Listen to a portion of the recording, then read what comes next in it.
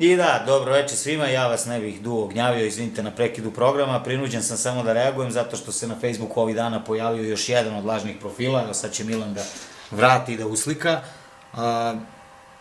Naime, reč je o sledećem, izvesni ljudi misle da je vrlo odan fanovski rad i zalaganje napraviti profil, privatni profil sa punim imenom i prezimenom i predstavljati se kao neko drugi. I to rade već dosta dugo, zato što sam 2009. godine jedan jedini put zaista imao privatni profil i pošto i tada bilo lažnih, napravio sam jednu fotku sa papirom na kom piše da je taj profil pravi. Ugasio sam profil i svi ti lažni profili preneli su tu sliku tvrdeći da su pravi. To izgleda otprilike ovako. Evo nekih koje smo sad na brzinu našli, to je ta fotka, vidite, i to se zove Marko Šelić. Pa onda imate recimo ovo, isto tako.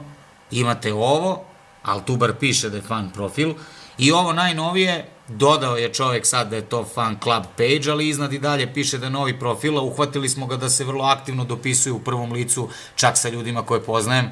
Evo vidite ovde piše kad sam bio mlad u prvom licu, a ne znam stvarno zašto bi neko želeo da je ovako izgledao kad je bio mlad, ali dobro.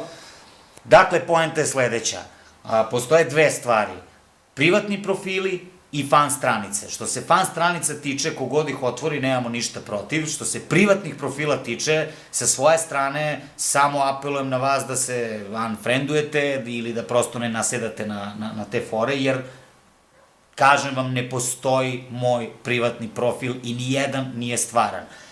Što se mog oglašavanja tiče, to činim preko ove strane, ovo je naša zvanična strana, to ćete znati uvek po tome što ima ovaj plavi kružić, sa znakom štikliranja, to je inače, koliko sam shvatio na Facebooku, znak koji odvaja zvanične strane od fan strana. Ovo je stranica koju vodimo drugari i ja, moji saradnici i ja, i tu su naravno sve informacije kao što su bili do sad. A što se tiče ovih drugih ljudi, na njih ne vredi apelovati, to smo naučili do sad, pa je jedino što možemo da apelujemo na vas, jer su ti ljudi najčešće izuzetno drski i nedokazani i misle da rade nešto dobro, iako su zapravo nevaspitani kreteni, tako da, toliko.